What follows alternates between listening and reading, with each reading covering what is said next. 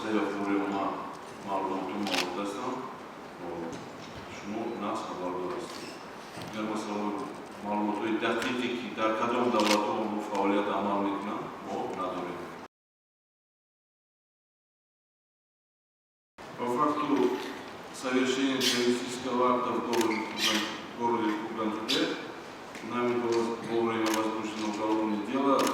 Расследование было организовано на должном уровне и в очень короткий срок, в течение 10 дней, было раскрыто это преступление. Задержаны 4 человека террористической группы, они привлечены к уголовной ответственности.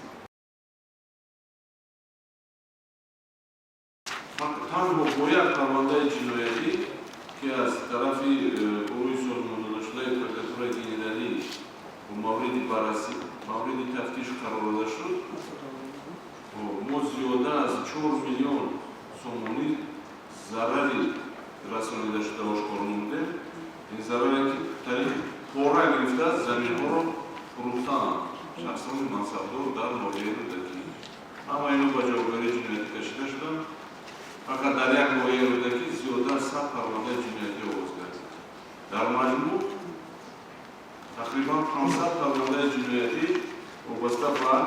Konuşkanı soğay zemin aconibi Koromandoni Prokuraturu Oğuzgarı'da Mavrid Taftiş ve Basur Kristo'dan Kavur'dan. Obasta basa oluşumun Nozimxon gücoşu da arkadaş medona gücoşu da. Nisbati vay parvanda cinayeti oluşu da kısmi parvanda cinayeti xob da Basur Kristo'daşı da Koftukov elon kardaşı da ve dar Mavridi دستگیر کردن و با جوابگاری جنایتی کشیده می شود. کسی که گفتیم وابسته با قانونگذاری زمین، کسی که دست با خرید و فروش غیر قانونی، ساختمان غیر قانونی در زمین‌های غصب کرده شده دست است، ما اون رو با جوابگاری جنایتی میکشیم. زیاده از 500 فرمانده جنایتی آغاز کرده شد. ما همه خانه‌هایی که با غیر قانونی زمین غصب شده، در این زمین غیر قانونی غصب شده، ساختمان غیر قانونی ساخته شده است، مسئله دولت قانونی رو می‌بینیم. عرضه‌های دعواگیر با سود پیشنهاد می‌کنیم اویدی دولت قانونی همین منظور ها. تو که در آینده ما در همین سمت کنشکنی رو پیشگیری نماییم، غصب غیر قانونی زمین رو پیشگیری نماییم. چی مبلغ‌هایی که با صفت پورا از جانب شخصان منصبدار گرفتن اون رو برگردونده همین زیاده از 4 میلیونی که من گفتم با طریق پورا گرفته شدن از شهروندان از اون فقیرانی که شما میگین خب اون مبلغ‌ها رو همشون رو در رفت تفتیش پرونده جنایتی از شخصان گناهکار روی اونیده با منفعت دولت برگردونده و خانه‌هایی که غیر قانونی ساخته شده بودن اونها رو biz با عرضه‌های دعواگیر با سود فرستاده با منفعت دولت برگردونده استفاده.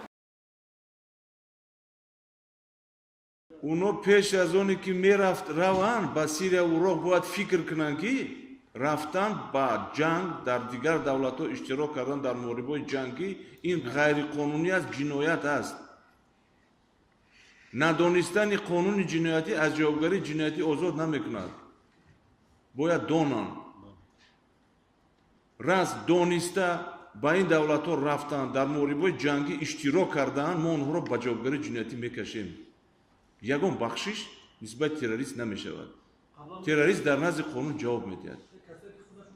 اونو برگشتن نمی‌آیند و نسبت اونو پرونده جنایتی آغاز کردیم در گفتگو قرار دارند. اونها دستگیر کرده شده با ما سپرده میشن.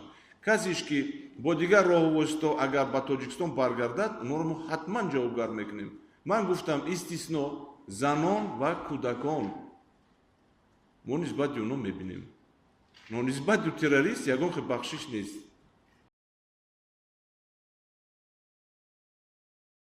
در دایره فرمانده جنایتی شخصانی نزدیک خشتباری نزدیکی آنها اعضای تروریستی، اکستریمیستی، گروه 24 دیگر گروه تروریستی را ما مورد پرسش قرار میدهیم. یعنی فشار نیست. اون دفعه ما گفته بودیم که در موردی تصدیق شدن در مقاله جای داشتنی ترکیب جنایت در مقاله تنوریوف ما نسبت به پرونده مسئله آغاز будани таркиби ҷиноятро дар мақолаи ӯ ошкор накард.